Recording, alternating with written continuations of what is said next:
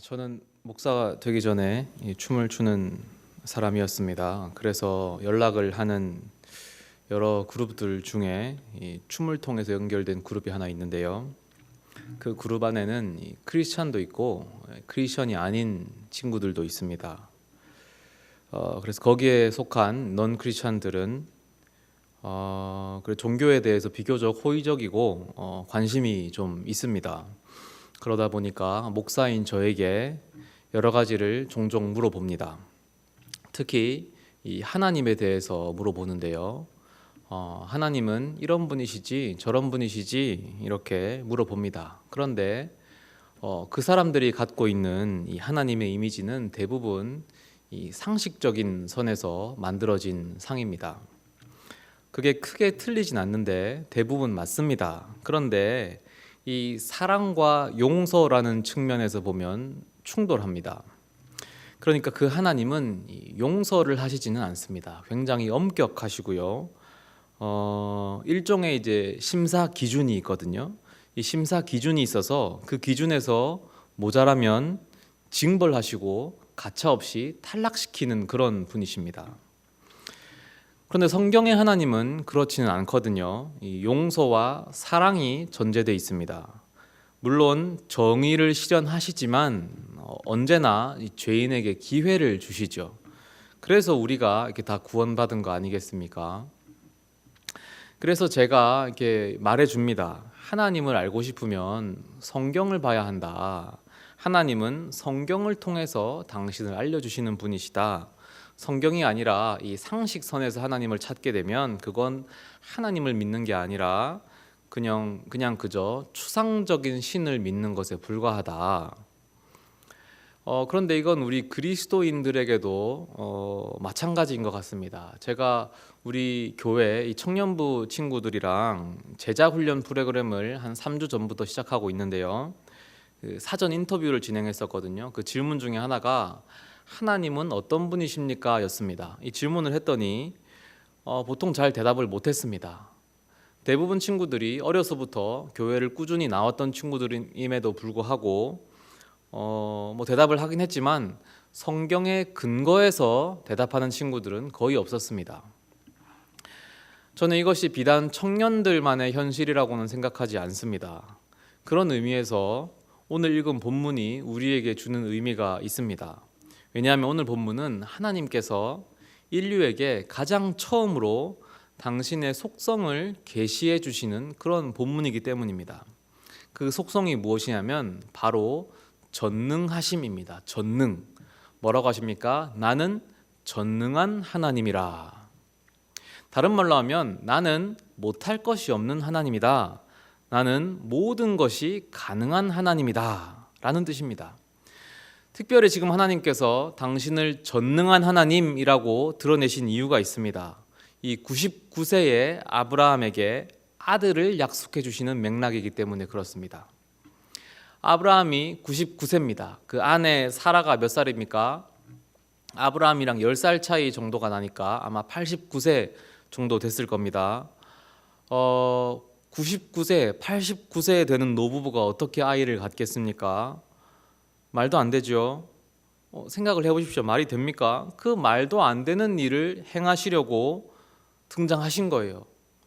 우리 설에 명절에 이제 어르신들 다 뵀을 텐데 99세, 89세 되는 노인이 내가 내년에는 아이를 갖겠다 하면 말이 안 되잖아요. 그 일을 하나님이 행하시려고 하는 거예요. 그래서 하나님이 나는 전능한 하나님이다 하시는 겁니다.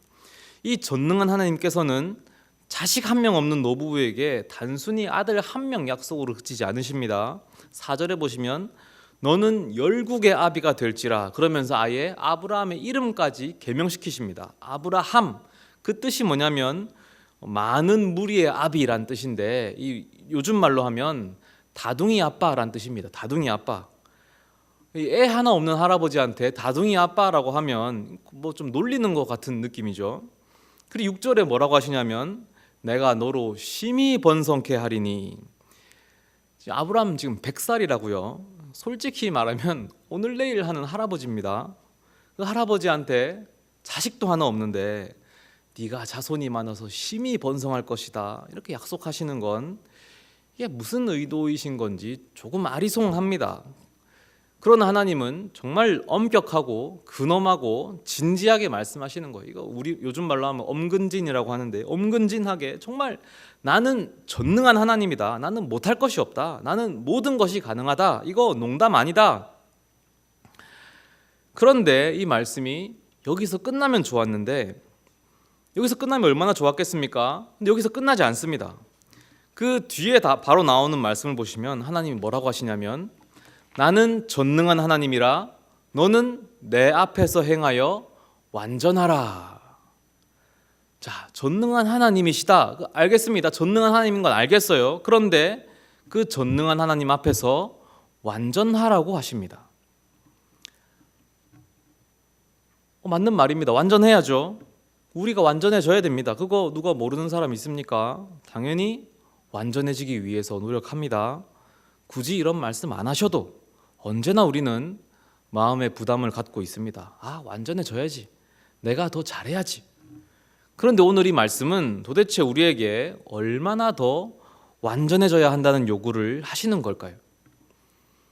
솔직히 그냥 완전하라고 해도 힘들거든요. 사람이 어떻게 완전해집니까? 그냥 똑바로 살라고 해도 힘들어요. 똑바로 살기 어렵잖아요. 그런데 완전하게 행하랍니다. 그거 안 되는 거거든요.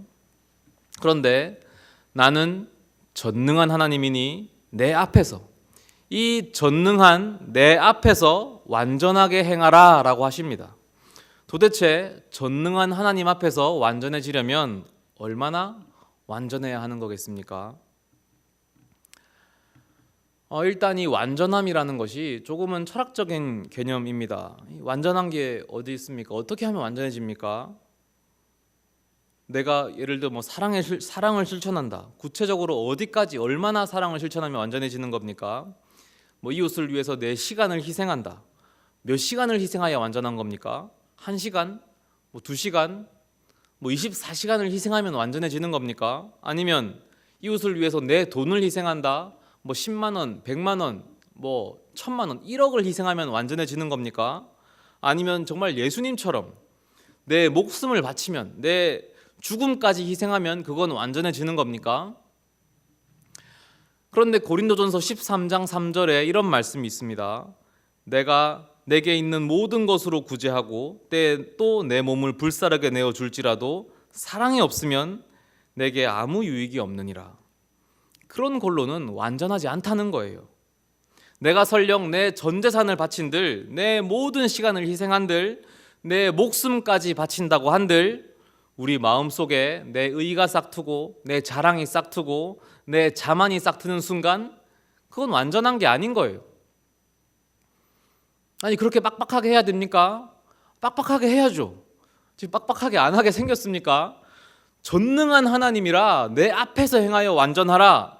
전능한 하나님께서 내 앞에서 완전하라고 하셨는데 빡빡하게 해야 되는 거 아닙니까? 저희 집 큰애가 5살인데 어린이집 마치고 픽업을 가면 항상 거의 매일마다 색칠놀이를 해가지고 자기 작품을 이제 가지고 나옵니다. 그리고 자랑을 해요. 오늘은 내가 색칠했게 하면서 이렇게 보여줍니다. 대단한 것인 것 마냥 보여주는데 자기 딴에는 엄청 잘한 거죠. 실제로 잘하긴 했습니다. 3살 때, 4살 때 연필도 못 찔던 때랑 비교하면 엄청 발전을 했습니다. 그런데 그거를 어른인 제 수준에 비하겠습니까? 제가 볼 때는 아무것도 아닌 거예요. 그러니까 똑같은 거죠. 우리 수준에 아무리 완전하게 행한다고 한들 그것을 전능하신 하나님의 수준 앞에 비하겠습니까? 지금 하나님께서 내 앞에서 완전히 행하라 라고 하셨잖아요. 그러니까 우리가 아무리 열심히 노력하고 아무리 열심히 최선을 다한다고 한들 그게 우리 눈에 아무리 완전해 보인다고 하더라도 전능하신 하나님의 눈에도 완전해 보인다는 생각은 큰 착각인 거죠. 그러니까 사실 이 구절이 참 절망적인 구절인 겁니다. 숨이 턱턱 막힙니다. 나는 전능한 하나님이라 너는 내 앞에서 행하여 완전하라. 우리는 전능한 하나님 앞에서 도대체 어떻게 행해야 하는 걸까요? 그런데 어느 순간 이 말씀 구절이 저에게 다른 각도로 다가왔습니다. 이 17장 1절을 하나님이 우리에게 하시는 엄격한 요구로 해석하기에는 뭔가 이상하다는 생각이 들었습니다. 문맥상 좀 어긋나요. 왜냐하면 지금 17장 전체가 하나님께서 아브라함에게 복을 빌어주시는 내용이거든요. 언약을 세우시면서 넘치는 복을 부어주십니다. 이미 사실 확인했어요. 아브라함의 이름을 계명시켜 주시면서 네가 열국의 아비가 될 것이다. 너를 심히 번성케 할 것이다. 나라들이 일어날 것이고 열왕이 너에게서 날 것이다. 대대후손 영원한 언약을 삼고 나는 너와 내 후손의 하나님이 될 것이다. 그러면서 9절부터는 할례 이야기가 나오거든요. 할례가 뭐냐면 아브라함 민족을 구별되게 하는 표시입니다. 너는 내가 특별 대우해준다. 내가 너희 민족을 특별히 더 사랑하겠다. 너는 내 거다. 찜해 놓는 거예요. 너는 내 거라라고 표시해 놓는 그 표시가 할례 표시인 겁니다. 이 엄청난 복이거든요. 예를 들면 우리가 잃어버리기 쉬운 물건에 이름 써두잖아요. 잃어버리면 안 되는 물건에다가 표시를 해두지 않습니까? 하나님께서 아브라함 민족에게 당신의 이름을 새겨 놓으신 거예요. 그게 할례입니다. 엄청난 복을 주시는 겁니다. 그렇게 할례 이야기가 끝나면 15절부터는 그 안에 사라에 대한 이야기가 이어집니다. 그때는 구체적인 축복입니다. 뜬구름 잡는 축복이 아니라 구체적인 축복. 이삭이라는 아들을 줄 것이다. 정확히 언제? 내년에 내가 아들을 준다. 정확하게 이야기해 주십니다. 그게 17장이에요. 이렇게 하나님의 축복이 쏟아져 내리는 장이 17장입니다. 그런데 17장 1절에 이 정도로 엄격한 하나님의 요구가 나온다는 게 좀 이상하지 않습니까? 엄격하다 못해 숨도 못 쉴 정도 요구가 나온다는 게 좀 이상하지 않아요? 그러니까 사실은 이 1절의 내용은 하나님의 요구가 아닌 거죠. 잘못 읽었던 겁니다. 나는 전능한 하나님이라 너는 내 앞에서 행하여 완전하라. 무슨 뜻입니까? 나는 전능한 하나님이다. 내가 너의 뒤에 있다. 그러니 내 앞에서 안심하고 마음껏 행해라. 이런 뜻인 겁니다. 못할 것이 없는 하나님, 모든 것이 가능하신 하나님, 그 전능하신 하나님께서 우리의 뒤를 봐주시겠다라는 뜻이죠. 우리의 든든한 백이 되어주시겠다라는 뜻입니다. 내가 네 뒤를 봐줄 테니 아무 염려하지 마라. 내가 네 뒤를 봐주겠다. 그래서 너를 심히 번성케 하겠다. 너를 열국의 아버지가 되게 하겠다. 열왕이 쫓아 일어나고 자자손손 나는 내 후손의 하나님이 되겠다. 그러니 안심하고 내 앞에서 행해라. 이것이 17장 1절의 진짜 의미입니다. 이렇게 해야 17장의 맥락과 맞아 떨어지죠. 이거를 너 똑바로 살아야 돼. 조금이라도 모자라봐. 내가 가만두나 봐라. 내가 점수표 들고 있어. 너 바로 회초리야. 이렇게 경고를 읽어내면 곤란한 거예요. 하나님은 사랑의 하나님이시고 용서의 하나님, 우리에게 복 주시는 하나님, 이게 성경이 말하는 하나님이시잖아요. 그래서 그 하나님은 우리의 든든한 백이 되어 주십니다. 전능한 하나님이 우리의 뒤에서 우리를 든든하게 서포트해 주시는 거예요. 그래서 우리는 그 앞에서 완전하게 행할 수 있는 겁니다. 구약의 유다 히스기야 왕 때 일입니다. 당시 아수르의 왕은 산헤립이었고 아수르는 고대 군동의 패권 국가였습니다. 그때 이제 그 당시 짱이었단 말이에요. 다른 모든 나라를 점령하고 북이스라엘도 멸망시켰습니다. 그리고 이제 유다도 점령하러 들어옵니다. 히스기야가 당해낼 수가 없어서 항복을 합니다. 그리고 이제 조공을 바치는데 은과 금을 다 바쳐 싹싹 긁어서 바치고 모자라가지고 성전과 왕궁의 모든 금, 기둥에 있는 금까지 다 긁어서 바칩니다. 아주 굴욕적인 외교였습니다. 그 이후 아수르가 잠시 혼란에 빠진 틈을 타서 히스기야가 반란을 꾀합니다. 그런데 혼자 힘으로 안 되니까 또 다른 강대국인 이집트의 힘을 빌려요. 이집트를 백으로 삼고 반란을 한번 해보려고 한 거예요. 근데 아수르가 이걸 가만두지 않습니다. 엄청난 군대를 이끌고 와서 유다를 전체를 쑥대밭을 만들고 예루살렘을 포위해요. 대군으로 포위합니다. 그리고 하나님을 능멸합니다. 히스기야가 이제 후회하죠. 그리고 이제 옷을 찢으면서 슬퍼합니다. 이제야 이제 철저한 무력감에 빠지고 이제서야 하나님을 찾아요. 이제 눈에 보이는 강대국을 찾다가 이제 실패하니까 찾을 길이 없으니까 드디어 하나님을 찾는 겁니다. 그때 선지자 이사야를 부르는데 이사야를 통해서 하나님이 말씀하시기를 두려워하지 마라. 사내립이 죽을 것이다. 그리고 그날 밤에 여호와의 사자가 아수르 군사 거기 모여있던 18만 5천 명을 칩니다. 그 예루살렘을 포위했던 대군대가 일시에 다 몰살당해 죽어요. 어떻게 죽었는지 모릅니다. 어떤 역사가는 전염병이 돌았다, 어떤 역사가는 뭐 쥐떼가 들끓어서 뭐 죽었다, 몰라요. 어쨌든 다음날 아침 일어나 보니까 다 죽었어요. 그냥 송장밭이었습니다. 그렇게 아수르 군대가 퇴각하고 좀 말도 안 되는 일이었죠. 정말 전능하신 하나님만이 하실 수 있는 기적이 일어난 겁니다. 그렇게 사내립이 퇴각한 후에 우상신전에서 예배드리다가 반란군의 칼에 맞아서 죽습니다. 그리고 히스기야가 하나님께 찬양 드리는 그 찬양이 시편 46편 1절인데요. 유명한 찬양입니다. 하나님은 우리의 피난처시요 힘이시니 환난 중에 만날 큰 도움이시라. 오늘 우리가 묵상한 언어로 표현하면 무슨 말이겠습니까? 하나님은 나의 든든한 백이시요 내 뒤에서 나를 밀어주시는 분이시니 내가 못할 일이 무엇이 있으리요? 내가 완전히 행할 수 있으리로다. 제가 아이들이 사실 총 3명이 있는데요. 이제 큰 애가 5살, 밑에 애가 3살, 3살입니다. 종종 애들을 처가에 맡기는데 처가에 이제 하루나 이틀 맡겼다가 제가 찾으러 갑니다. 찾으러 가면 처가댁 식구들이 한 목소리로 하시는 말씀이 있습니다. 우리 애들이 아빠가 딱 나타나는 순간 눈빛이 바뀐답니다.